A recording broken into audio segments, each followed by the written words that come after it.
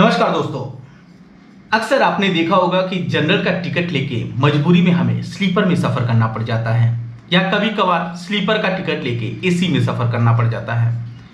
परिणाम स्वरूप हमें हद से ज्यादा पेनल्टी देना पड़ता है, जो कि हमें पता ही नहीं कि हमारा पेनल्टी होता कितना है। साथ ही साथ महिला हो या पुरुष, बच्चा हो या बुजुर्ग, कभी कभी ट्रेन से आपको नीचे उतार दिया जाता है। दोस्तों, रेलवे का कानून हमें ये अधिकार देता है कि हम अगर बिना टिकट भी ट्रेन में चढ़ गए, चाहे वो स्लीपर हो या एसी, वो हमें उतार नहीं सकते। मैं जिस धारा की बात करने वाला हूं भारतीय रेलवे कानून का, दोस्तों वो धारा जो है आपको यह अधिकार देता है। तो कोई भी पॉइंट जो है आगे बढ़ने से पहले मैं आपसे एक ही विनती करना चाहूंगा कि अगर आपको ये वीडियो पसंद आए तो वीडियो को लाइक और ज्यादा से ज्यादा शेयर कीजिएगा, और अगर आप हमारे चैनल पे नए हैं तो चैनल को सब्सक्राइब भी जरूर कर लीजिएगा। तो चलिए जानते हैं दोस्तों कि भारतीय रेलवे का कौन सा धारा यानी कौन सा कानून हमें ये राइट्स देता है। दोस्तों, हम बात कर रहे हैं पावर टू रिमूव पर्सन्स। अक्सर आपने देखा होगा कि टीटी जो है गाल पे थप्पड़ लगा के चला जाता है, कॉलर पकड़ लेता है, या फिर लगता है पैंट के अंदर चेक करने का, अंडरवियर में तो पैसे नहीं छिपा के रखे। और ये हमारे साथ जो है व्यवहार जो है बहुत शर्मिंदगी भरा होता है।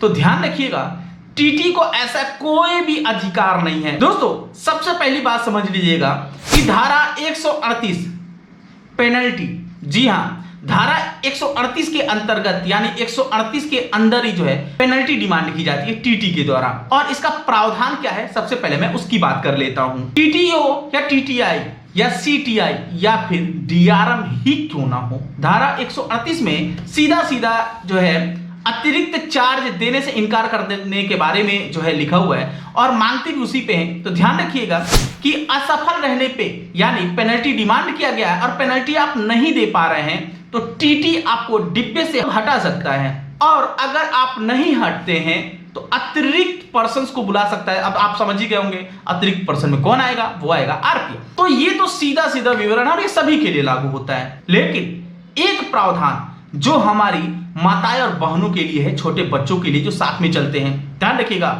Women empowerment. जी हां, मैं छोटा सा एक विवरण इसमें दे देता हूं। देखिए, भारतीय रेलवे महिलाओं को लेके बहुत ज्यादा सख्त है। जी हां, अगर महिलाएं यात्रा करती हैं, ध्यान रखिएगा, और उनको कहां पे उतारा जा सकता है, सबसे पहले मैं उस पॉइंट का जिक्र करना चाहता हूं। तो ध्यान रखिएगा कि अगर कोई स्त्री या बच्चा है और उसके साथ कोई भी पुरुष, सह पुरुष नहीं है, यानी उसके साथ कोई भी पुरुष जो है यात्रा नहीं कर रहा है, तो उसे प्रारंभिक स्टेशन पर जहां से वो यात्रा शुरू करता है या करती है, या किसी जंक्शन या टर्मिनल स्टेशन पर या सिविल जिले के मुख्यालय में स्थित स्टेशन पर ही उतारा या हटाया जा सकता है। इस बात को ध्यान रखिएगा। वो भी कब?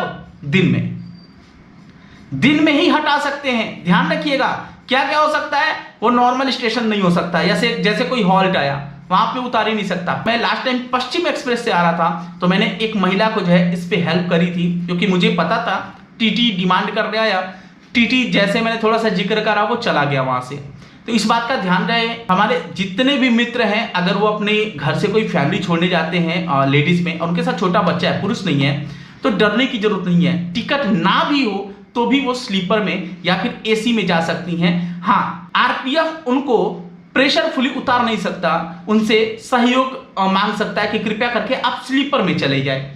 उतारने का कोई प्रावधान नहीं है यहाँ पे। और दूसरी बात, अगर वो सिविल जो मुख्यालय होता है यानी जो हेडक्वार्टर होता है, उस वहां का जो रेलवे स्टेशन होता है, उतारने से पहले वहां पे उनको वहां पे कंट्रोल रूम में जो है इन्फॉर्म करना होता है, और जीआरपी की लेडीज जो कांस्टेबल होगी, लेडीज पुलिस होगी, वो उनको जो है अगली ट्रेन में जो है टिकट के साथ जो है कुछ प्रावधान करेगी उनको भेजने की। तो इस बात का ध्यान रखिए और आप भी अवेयर हो जाएं। आशा करता हूं दोस्तों कि चीजें आपको समझ में आ गई होंगी।